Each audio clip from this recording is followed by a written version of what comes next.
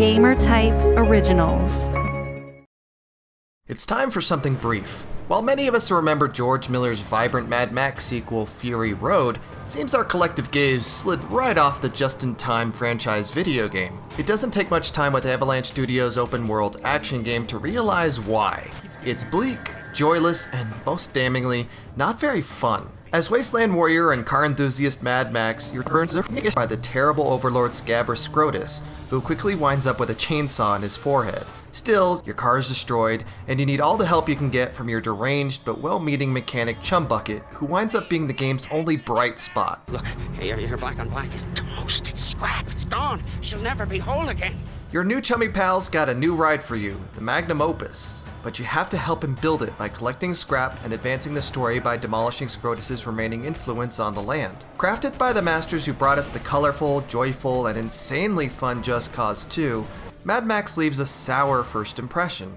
Max, the cars he drives, and the third-person camera all feel unresponsive as they lurch into action with each shift of your thumbs. It's something you get used to, but it never feels great. Playing like an inverted version of the Just Cause games, the usefulness of Rico's guns is swapped out for a brawler-based combat system. And since you don't have a parachute and hook to zip across the wasteland, you'll be driving a lot, which makes sense. Mad Max is the open-world genre distilled to its highest Scoville rating. It's a good thing the Magnum Opus has functioning brakes because the wasteland is populated with a bandit camp to raid, or a scarecrow to knock down, or an oil well to detonate every 500 feet or so. It feels oddly populated for such a brutal landscape. Of course, each province would have some tower equivalent, here in the form of a hot air balloon to scope out nearby activities. It's a slightly interesting twist on the same old because you literally scope out nearby activities. Keeping with the survivalist theme, you'll need to keep a supply of water and fuel handy for the sake of you and your car, but the mechanic is deflated by the fact that both are available in plentiful supply.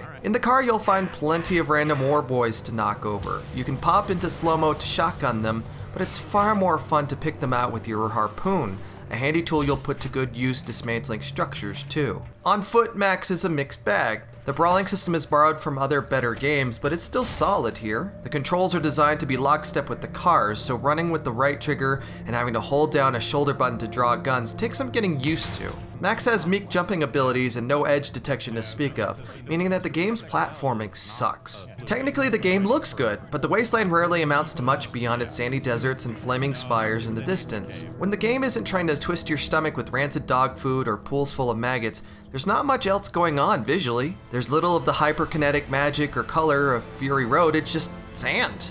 Progression is also so dull that I could only stand playing it for extended periods of time if I had a podcast running to keep my brain busy. The Magnum Opus is loaded with far too many upgrade options alongside separate templates to put a different face on your car. Max has not one but two ability trees to upgrade, and it's also incredibly overwhelming. You can grind out all the camps you want to gather the scrap you need to purchase these upgrades, but many of them are locked behind missions that I couldn't care less about, an Avalanche hallmark from Just Cause 2. Mad Max is a game that not only sheds the movie's flavor to play up the dull and macabre, but also the enjoyable gameplay of Avalanche's other games. After the first few hours, I dreaded even having to open the game because the game simply isn't that fun.